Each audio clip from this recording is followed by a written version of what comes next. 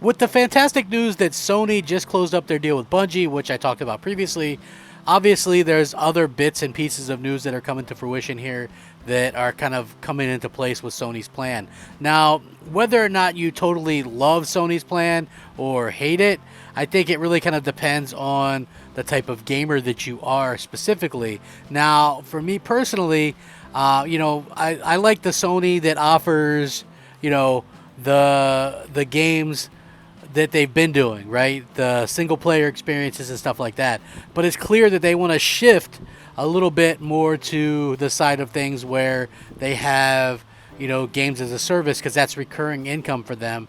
And, that makes a lot of sense. But also, if you're somebody who has kind of been a fan of what they've been doing already for years, you sort of maybe scratch your head a little bit and go, well, you already had this kind of cornered in the market. I don't understand why you would. And I'm not saying they're abandoning that, because they've repeatedly said, whoa, we're going to continue making this game. We're going to continue doing that type of game. But then when you look at things and you see, okay, well, Insomniac Games, they are doing Spider-Man 2 and they're doing Wolverine. Cool, right? But at the same time, their next game is something multiplayer, right? They bought Bungie, specializes in multiplayer. The Days Gone developer, Ben Studios, right? So we know for a fact that Ben Studios is doing something with multiplayer. Their best studio, probably the best studio in the world, which is Naughty Dog. What are they doing right now? A multiplayer game in addition to a remake for some reason. That mystifies me, right? I do not understand why they would have the best developer in the world, the best single player developer as well, making a remake of something that they already did and that they've already remastered, and a multiplayer game. It doesn't make any sense to me. But this news in general is really big from Sony themselves. They've really kind of locked down some of these announcements that just get people to go kind of crazy. And, I find it to be pretty insane as well. So, I want to get it into the video really quick. Again, Sony is kind of firing on all cylinders right now.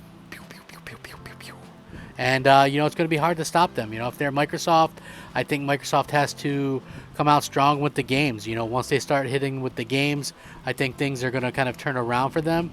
But we have to get to that point, first of all, and it's going to be interesting to see if that's something that they can do. Are they going to be competitive past, this initial kind of push that they're getting? That's going to be the key, in my opinion. So I guess we'll wait and see. Anything can happen. So I'm looking forward to seeing it. Let's go ahead and get started, shall we? To be clear, I don't think that there's any malice in what Sony's doing. I think that what they're doing is just working on their own timeline, and they have things ready to announce and games ready to go and things like that, and that's just the way the industry works. Sony seems to have a good idea of what they're trying to do, and you know what? That really kind of goes a long way with fans. And so when you get announcements like this, I think that it's pretty cool what they've been able to accomplish. And we talked about some patents the other day that Sony has. This is something a little bit newer, and it looks like they're doing something for an MMO processing system, actually, that it could use to support live services that they have coming.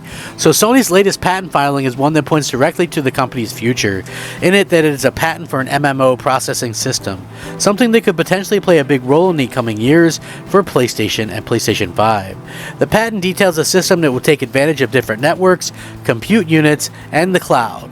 It's been made clear that part of the future of PlayStation this generation will be multiplayer and live service games, with 2 unannounced games set to be revealed this fiscal year. That's according to Jim Ryan anyway. There's also the multiplayer project that Haven Studios is working on, and we got the recent hints that Ben Studios' next project will be a multiplayer game as well.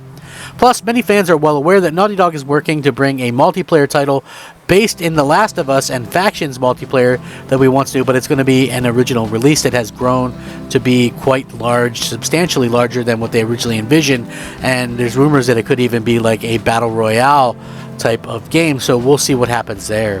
That's a total of 5 multiplayer games coming from the platform manufacturer and its studios, and those just seems to be the ones that we know about. Single player titles will never stop, hopefully, being a thing from PlayStation, so it's very interesting when we see this type of news and this type of announcement. Am I a huge fan of that? Listen, it's like I liked, Ben's last game, Days Gone. I thought that was good. I don't know why you have to add multiplayer to everything, or everything has to have multiplayer. Now, I get it, because multiplayer is recurring revenue and recurring income, but at the same time, it's just one of those things where I don't understand, you know, how. And listen, I get it, man, because I thought Factions was okay, but how do you have the best single player studio in the world working on a remake and a multiplayer game? You know, it doesn't really make sense to me. But, you know, again, I do realize that they're probably working on something else as well. We'll just have to wait and see how that kind of turns out. But yeah, you know, not exactly, you know, what you like to hear. You know, I would love to see some new IP, new single player stuff from them, but it kind of is what it is. But again, Sony is on a bit of a roll. They're doing, you know, a lot of things themselves that kind of impress people. The other thing that they've done is, man, Horizon Forbidden West gets a patch that adds 120 hertz, variable refresh support, and more, which is pretty interesting as well, that they've been able to do so much.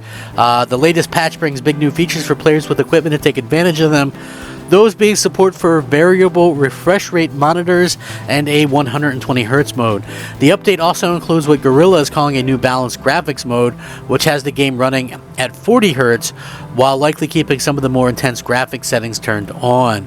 There's also plenty of bug fixes and quest issues that have been fixed, and Guerrilla notes that it is still looking into many of the community reported issues that it has been receiving. And regarding the new graphics modes, it seems to be clear they don't exactly mean the game will run at the higher frame rates in the case of 120 hertz, only that it can run up to those frame rates with that on.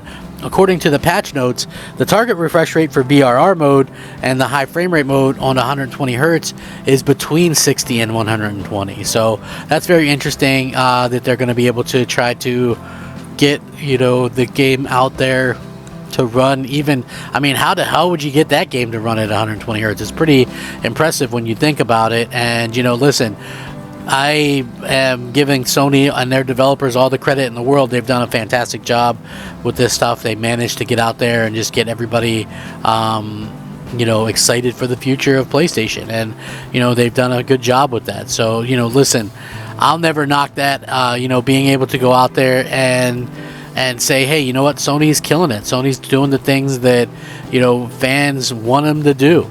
You know, announcing games, fixing things up, making things run even better. You know, listen, you could make the argument, I guess, that, you know, some things obviously, you know, are better off if they were to have launched like that. But again, it doesn't always make the most fiscal sense, or possibly isn't feasible. So I guess we'll have to wait and see. But yeah, it's exciting to see when this stuff happens, and I'm sure you guys are all very excited. I'm going to link this into all of these articles in the description below. You guys can check it out. Let me know what you think. You can sound off in the comment section. If you do watch my content, please leave a like on the video. It helps it to be seen, and it helps the channel to grow. Rack 'em up, fact 'em up, Crap Gamer 'em up. Thank you so much for watching. Crap Gamer out.